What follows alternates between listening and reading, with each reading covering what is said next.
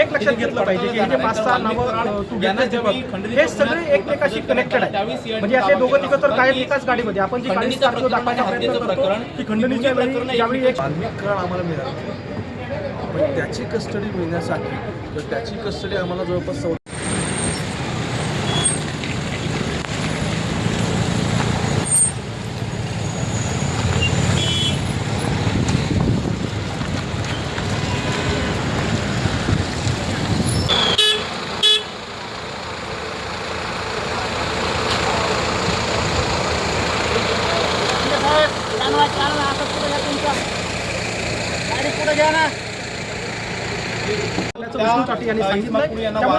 वाल्मिक कराड याचा तपास आता तरी खंडणीपर्यंत मर्यादित आहे. एक गोष्ट खरी आहे की मागच्या काही दिवसापासून राज्यातले वेगवेगळ्या पक्षाचे राजकीय नेते हे वाल्मिक कराड सुद्धा या प्रकरणातील मास्टर माइंड असून त्यांनाही ताब्यात घ्यावं आणि त्या प्रकरणात तपास करावा असं मागणी करतायत. मात्र पोलिसांच्या एकूण तपासामध्ये अद्याप वाल्मिक कराड हा फक्त खंडणीपुरताच गुन्हेगार आहे असं म्हटलं तर ते चुकीचं ठरलं. आर्थिक मदत सुद्धा केली अशा पद्धतीचा एक संशय आहे. त्यामुळे संभाजी वायबसे यांच्यावरती सुद्धा कदाचित येत्या काळामध्ये अटकेची कारवाई केली जाऊ शकते. मात्र सध्या आपण पाहतो की हे 3 आरोपी जे या हत्या प्रकरणातले मुख्य आरोपी आहेत त्यामध्ये सुदर्शन घुले, सुधीर सांगळे यांनी प्रत्यक्षात संतोष देशमुख यांना मारहाण केलेली आहे. सुदर्शन घुले अगदी 24-26 वर्षाचा एक तरुण आहे.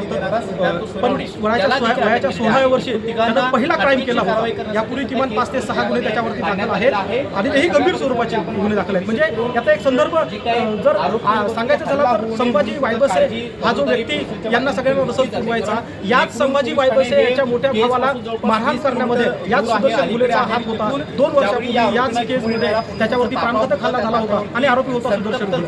सुदर्शन घुले याच्यावरती जे काही गंभीर स्वरूपाचे गुन्हे यापूर्वी आहेत आणि ऊस मुकदमाच्या टोळ्या चालवायचं काम हा संभाजी वायबसे करायचा आणि सुदर्शन घुले सुद्धा त्यांना मदत करायचा. त्यामुळे ऊस मुकदमाच्या संदर्भातले ऊसतोड कामगार पुरवण्याचं काम हे सगळ्या मंडळी करायचे. मात्र हे करत असताना गुन्हेगारी स्वरूपाचं काम सुद्धा म्हणजे अनेक दिवसापासून त्यामुळे 4 ते 6 गंभीर स्वरूपाचे गुन्हे सुदर्शन घुलेवरती आहेत. असं म्हणतात की सुदर्शन घुले याने वयाच्या 16व्या वर्षी हा पहिला गुन्हा केला होता आणि त्यानंतर जवळपास 4 ते 5 गंभीर